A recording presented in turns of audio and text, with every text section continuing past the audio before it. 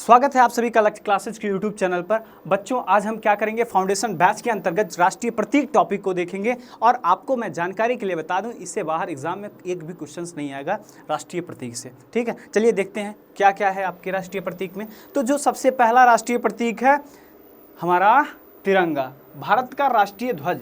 ये आज तिरंगा को देखेंगे क्या क्या, ये कैसे भारत का राष्ट्रीय ध्वज तिरंगा हुआ, ये सभी जानकारियों को हम देखेंगे। सबसे पहले आपको मैं बता दूं, भारत का जो राष्ट्रीय ध्वज है वो क्या है, तिरंगा। क्या है, तिरंगा। और इस तिरंगे को आप देख लीजिए, हमेशा सल्यूट है, इसका आदर करो, सम्मान करो। और तिरंगे का जो रेशियो होता है 3:2 क्या है, 2 है। कितना रेशियो है, 3:2। तो तिरंगे का अनुपात कितना है, 3:2। इसमें ये सब बता देते हैं, रंग क्या है आपको। सबसे पहले आपको बता दें, भारतीय ध्वज को सबसे पहले फहराने वाले कौन थे। भारतीय ध्वज को सबसे पहले फहराने का श्रेय किसको जाता है, सबसे पहले फहराने का श्रेय।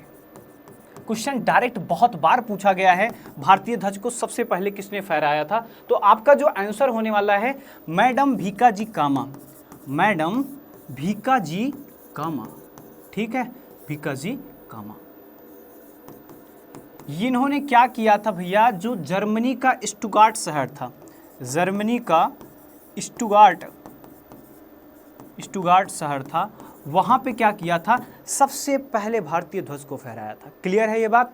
दूसरी चीज़ इनके बारे में और जान लीजिए, भारतीय क्रांति की जननी कहा जाता है, भारतीय क्रांति की जननी कहा जाता है। आपसे पूछा जाएगा भारतीय क्रांति की जननी किसे कहा जाता है, तो आप लगाओगे मैडम भीकाजी कामा। और मैडम भीकाजी कामा ने सबसे पहले ध्वज कहाँ फहराया था, जर्मनी के स्टुअर्ट शहर में। और भारत का ये क्लियर है, सबसे पहले फहराया था, तो मैडम भीकाजी कामा। क्लियर है, बहुत बढ़िया। आगे चलते हैं। दूसरी जो बात आपको याद में रखनी है कि भारतीय ध्वज का जो डिज़ाइन तैयार किया था, किसने तैयार किया था। तो आपको अगर मैं डिज़ाइन की बात बताऊं, तो डिज़ाइन तैयार किया था पिंगली वेंकैया नाम के एक व्यक्ति थे। किसने तैयार किया था, पिंगली वेंकैया नाम के व्यक्ति ने। समझ में आ रही कितनी चीज़ें, पिंगली वेंकैया नाम के व्यक्ति। इन्होंने जो आपका राष्ट्रीय ध्वज बनाया था, आप यहाँ पर जब देख रहे हो, जो यहाँ पर क्या बना हुआ है, अशोक चक्र, ये आपका चक्र बना हुआ है। इस नीले चक्र नहीं था, वहाँ पर क्या था, आपका चरखा हुआ करता था। 1921 में इन्होंने क्या किया था, पिंगली वेंकैया ने मेडल दिया था, महात्मा गांधी जी को बताया और महात्मा गांधी जी के चरखे को ही इसमें ऐड कर दिए थे। बाद में क्या किया, भारत की जो संविधान सभा थी, इसने राष्ट्रीय ध्वज का प्रारूप 22 जुलाई, ये डेट याद रखें ना, आप लोगों को एग्जाम में पूछा जाएगा, 22 जुलाई 1947 को अपनाया। और संविधान सभा ने चरखे की जगह पर क्या शामिल कर लिया, अशोक चक्र को शामिल कर लिया।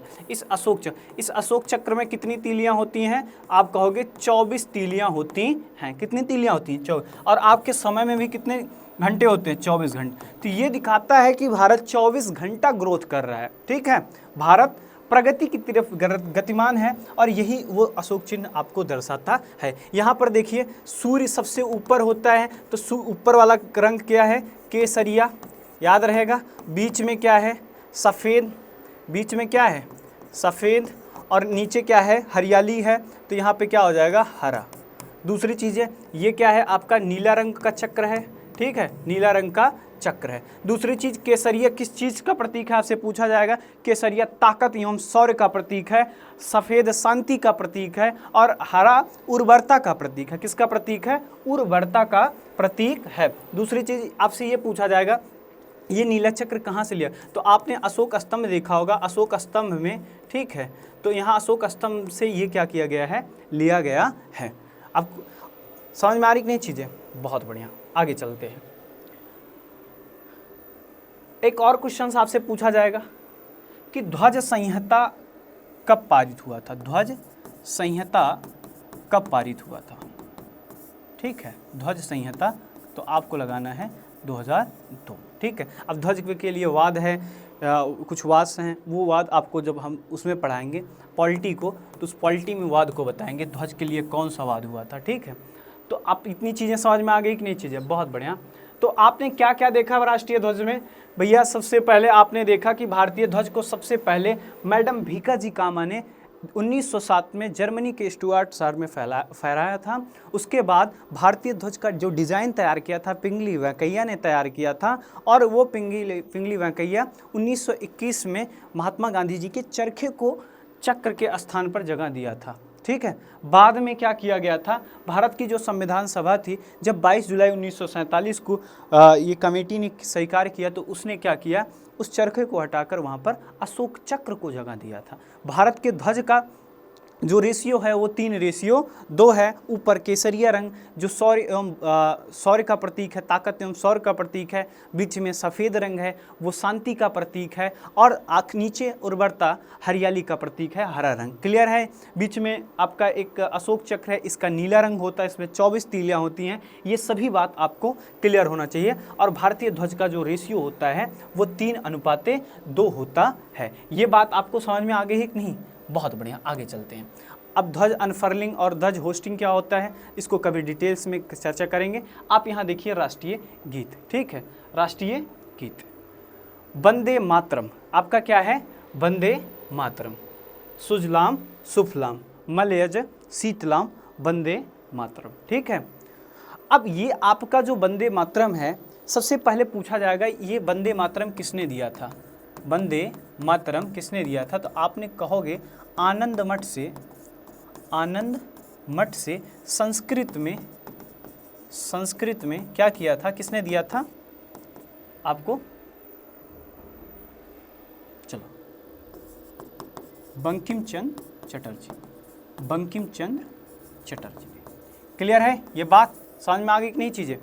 तो भैया वंदे मातरम कहाँ से लिया गया है? आनंद मठ से। किस भाषा में लिखा गया? संस्कृत भाषा में। और बंकिम चंद्र चटर्जी ने लिखा था। अब देख लो वंदे मातरम क्या है, वंदे मातरम सुजलाम सुफलाम मलयज शीतलाम सस्य श्यामलाम मातरम शुभ्रजोत्स्नाम पुलकितयामिनीम फुल्लकुसुमित द्रुमदल शोभनीम। ये आपका पूरा राष्ट्रगान है, राष्ट्रगीत है। कभी आप इसको समय मिले तो पढ़ो, समझो, इसको समझने की कोशिश करो। चलो आपको बता दें, 3 चीज़ें आपको याद रखना है, गीत, गान और पति। ठीक है, और पति, गीत गाता पति, गीत गाता पति। ठीक है, अब देखो गीत से क्या आ जाएगा, राष्ट्रीय गीत। ये भी किस डेट को आया है? तो आपसे पूछा जाएगा तो 24 जनवरी 1950 को स्वीकार किया गया था। कब किया गया था? 24 जनवरी 1950 को भारतीय जो कॉन्स्टिट्यूशन है उसने क्या किया था, इसमें जगह दिया गया था किसके रूप में? वंदे मातरम को राष्ट्रीय गीत के रूप में स्वीकार किया था। राष्ट्रगान, ठीक है, गाना, ठीक है, क्या गाएगा? गाना। तो राष्ट्रगान भी 24 जनवरी 1950 को स्वीकार किया। और राष्ट्रपति का जो पद था वो भी आपको 24 जनवरी 1950 को स्वीकार किया गया था डॉक्टर राजेंद्र प्रसाद के रूप में। ये बात सबको आपको क्लियर हो चुकी हैं। चलो, और आपको बता दें, इंडियन नेशनल कांग्रेस की कुछ बैठक होती थी 1896 में। आईएनसी की बैठक थी कोलकाता में। कहाँ पर थी? कोलकाता में। ठीक है, उस कोलकाता में पहली बार क्या किया गया था, आपका वंदे मातरम गाया था। सबसे पहले क्या गाया गया था? वंदे मातरम गाया गया था। आपसे पूछा जाएगा कांग्रेस के किस अधिवेशन में वंदे मातरम गाया गया था? तो आप बोलोगे 1896 का जो कोलकाता अधिवेशन था उसमें सबसे पहले राष्ट्रीय गीत गाया गया था। समझ में आ रही चीज़ें? चल, बहुत बढ़िया है। अब समझ गया कि नहीं? चल सेकंड थर्ड पे चलते हैं, देखते हैं कौन सा आपका राष्ट्रीय प्रतीक है। आगे जन गण मन राष्ट्रीय गान। ठीक है, राष्ट्रगान। अब ये राष्ट्रगान क्या है? तो आपसे पूछा जाएगा भारत का जो राष्ट्रगान है वो क्या है? जन गण मन, जन गण मन। ठीक है, अब इस जन गण मन को किसने लिखा है? तो रविंद्रनाथ टैगोर ने। आपको पता है जो बांग्लादेश है उसका राष्ट्रगान और भारत का राष्ट्रगान एक ही व्यक्ति ने किया था जिसका नाम है रविंद्रनाथ टैगोर ने।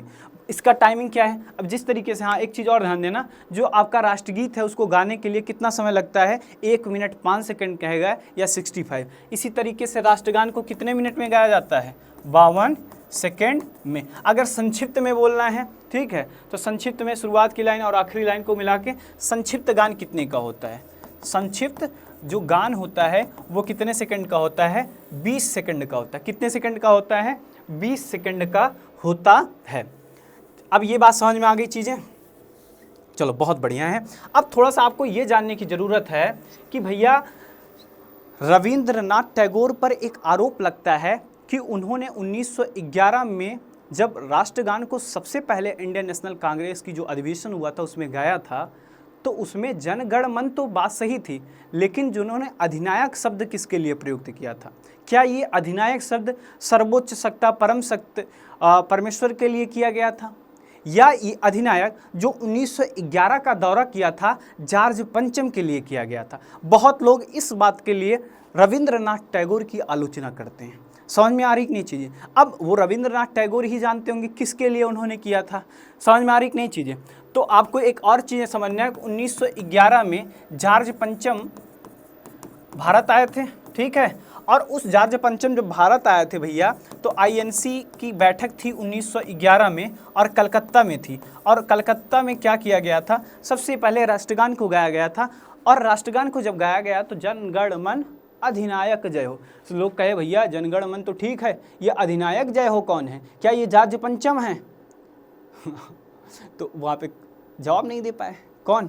रविंद्रनाथ टैगोर। इसलिए आज तक आलोचना की जाती है कि भारत का जो राष्ट्रीय गान है वो किसी भी आज की परिस्थिति को देख के नहीं बनाया गया है, वो जॉर्ज पंचम की एक चाटुकारिता में बनाया गया था, ये आरोप लगाया जाता। लेकिन इस आरोप को आप मानोगे नहीं, क्योंकि एक शब्द के भाई आप अनेकों अर्थ निकालो, अर्थ निकालने वाला तो अर्थ का अनर्थ ही निकाल देता है ना, तो उसके ऊपर हम ध्यान नहीं देंगे। समझ में आ गई कि नहीं चीज़ें? चलो आगे चलते हैं। इसके बाद राष्ट्रीय पशु है। क्या है? राष्ट्रीय पशु। अब यहाँ पर देखिए, ये भैया आपका क्या है? रॉयल बंगाल टाइगर, ठीक है, रॉयल बंगाल टाइगर। सब बताया गया है आपको, कौन कौन सा टाइगर रिजर्व है, ठीक है, सबसे बड़ा सबसे छोटा सब कुछ पढ़ा दिया गया है। आप नहीं जुड़े हो तो आप शुरुआत से जाके योद्धा फाउंडेशन बैच की ऑल क्लासेस को देखिएगा। ये है आपका रॉयल बंगाल टाइगर।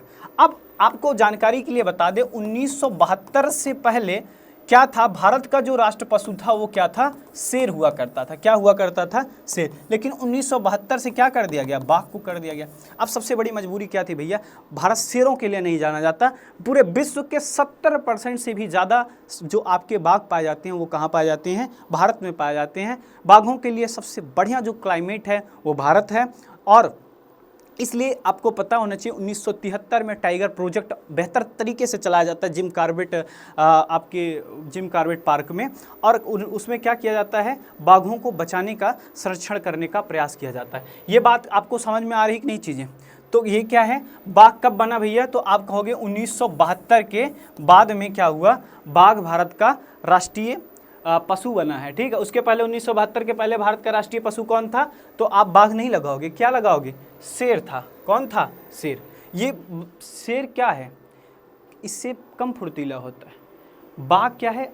ये शेर से ज़्यादा फुर्तीला होता है। इसलिए क्या किया गया है? भारत को राष्ट्रीय पशु के रूप में इसको स्वीकार किया गया। राष्ट्रीय पक्षी, राष्ट्रीय पक्षी, भारत का जो राष्ट्रीय पक्षी है वो क्या है? भारतीय मोर है, ठीक है, भारतीय मोर है। इसको कब स्वीकार किया गया था? 1963 में, 1963 में, ठीक है। पिकॉक, इसको क्या किया गया है? पिकॉक को 1963 में राष्ट्रीय पक्षी के रूप में स्वीकार किया गया है। क्लियर है? चलो आगे। राष्ट्रीय चिन्ह आपका देख रहे हो, राष्ट्रीय चिन्ह क्या है? देखो, सबसे पहला जो क्वेश्चन आपसे पूछा जाएगा, भारत का राष्ट्रीय चिन्ह क्या है? तो आप बोलोगे भारत का जो राष्ट्रीय चिन्ह है अशोक स्तंभ है। क्या है? अशोक स्तंभ है। इसको संविधान सभा ने कब स्वीकार किया था? तो 26 जनवरी 1950 को संविधान सभा ने स्वीकार किया था। किस चिन्ह को? अशोक स्तंभ को। आप देखोगे इसमें कितने शेर हैं? तो अभी आपको दिख रहेंगे 3 शेर, लेकिन एक शेर पीछे होते हैं। टोटल कितने शेर हैं? 4 शेर हैं। क्या है? 4 शेर।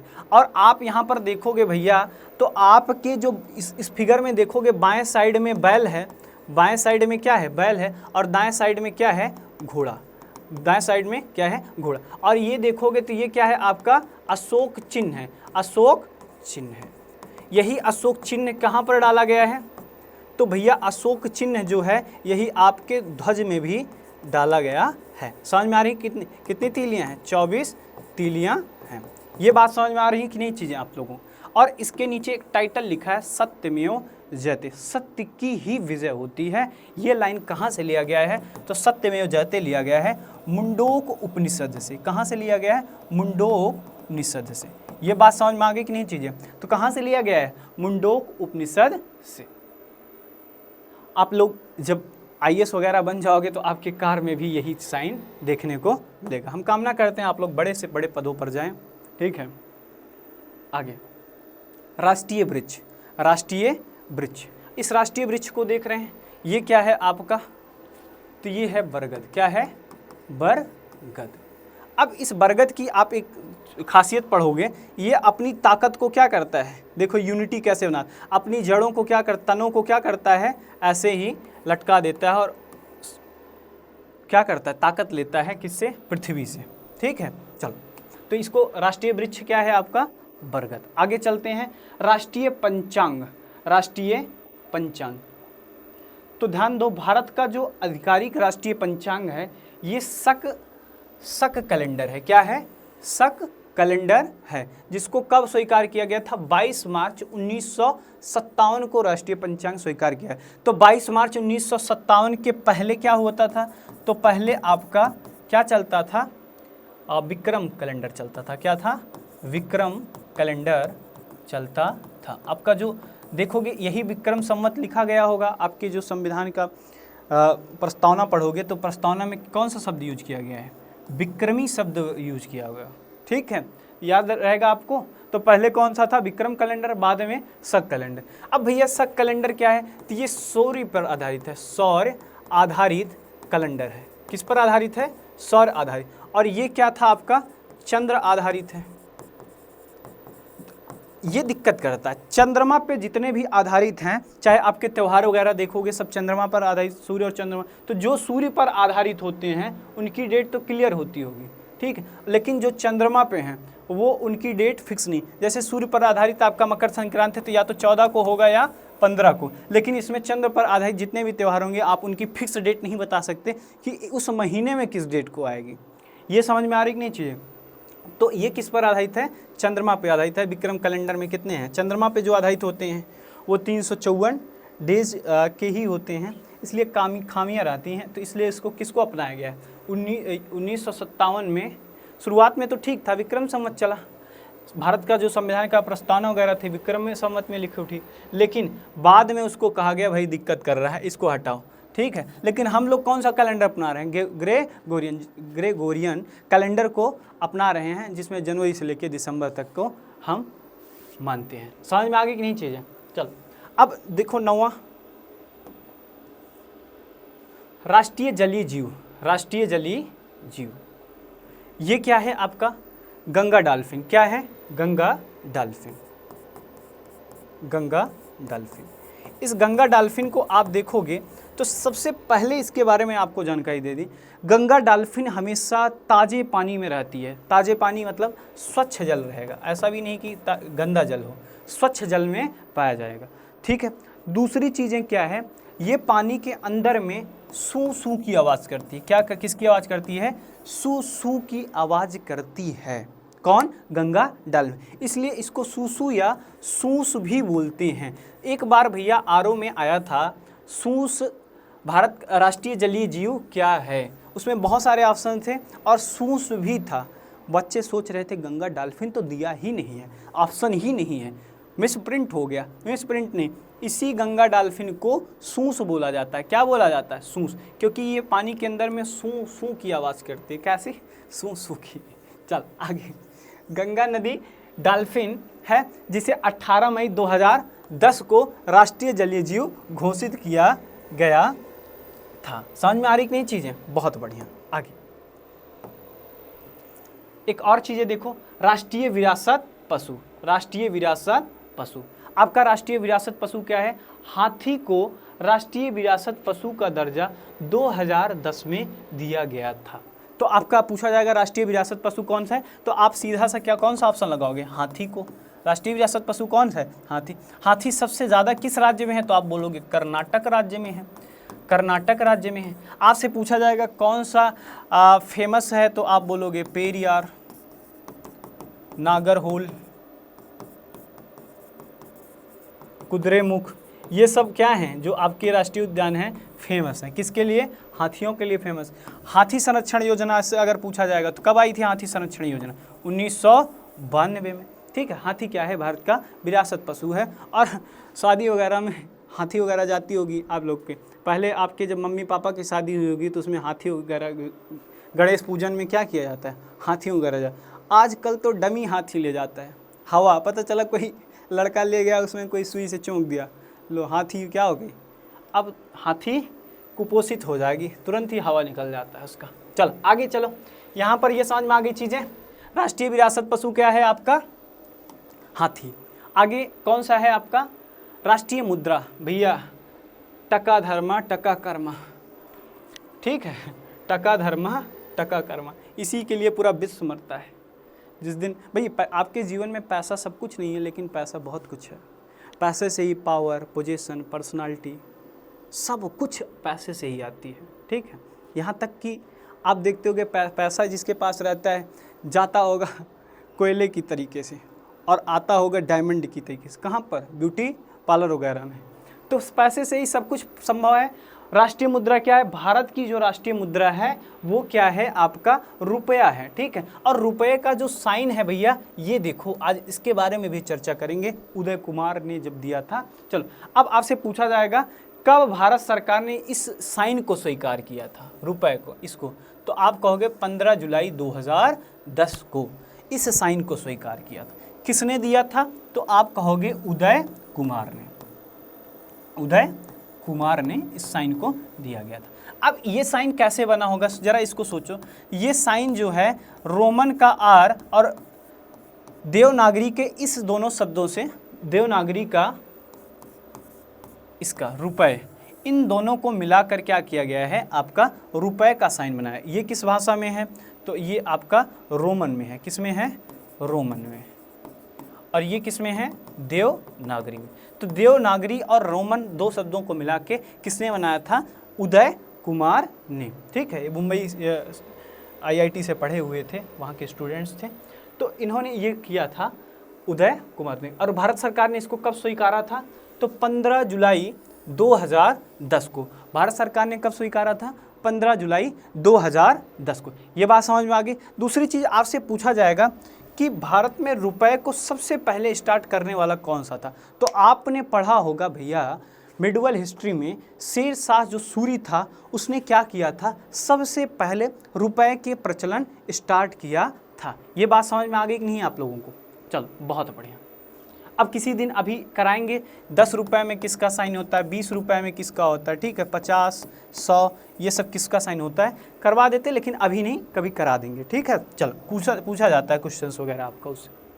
आगे, राष्ट्रीय खेल। भारत का राष्ट्रीय खेल क्या है? बच्चे तुरंत हॉकी देखते हैं। सर भारत का खेल क्या है? हॉकी। तो भारत का खेल हॉकी नहीं है। भारत का खेल हॉकी नहीं। अगर किसी व्यक्ति को लगता है कि भारत का जो राष्ट्रीय खेल है हॉकी है, तो भारत का राष्ट्रीय खेल हॉकी नहीं है। हॉकी में भारत का दबदबा रहा था। 1928 से 1956 तक 6 बार लगातार स्वर्ण पदक जीत लिया था भारत ने ओलंपिक में। उसके बाद 2 बार और जीते थे। टोटल 8 बार भारत ने स्वर्ण पदक ओलंपिक में जीता है। तो जब इस तरीके का दबदबा कोई देश बना लेता है तो उसके देश को घोषित कर दिया, र्यूमर फैला दिया। लेकिन अभी तक भारत की सरकार ने राष्ट्रपिता और राष्ट्र खेल घोषित नहीं किया है। महात्मा गांधी को हम लोग राष्ट्रपिता कहते हैं, लेकिन अभी भी भारतीय सरकार ने अनाउंस नहीं किया है कि भारत का राष्ट्रपिता महात्मा गांधी हैं। भारत का राष्ट्रीय खेल हम मानते हैं हॉकी है, लेकिन अभी भी भारत सरकार ने राष्ट्रीय उसको खेल को हॉकी नहीं दिया है किसी भी डेटा में। तो आपको ये क्लास कैसी लगी आप लोग कमेंट्स में बताना। मिलते हैं नेक्स्ट क्लास में। सेंसस करा देंगे आपका, जो भारत का जनगणना 2001 वन शॉर्ट वीडियो में पूरा कवर करा देंगे। और तब तक के लिए मिलते हैं, तब तक जय हिंद।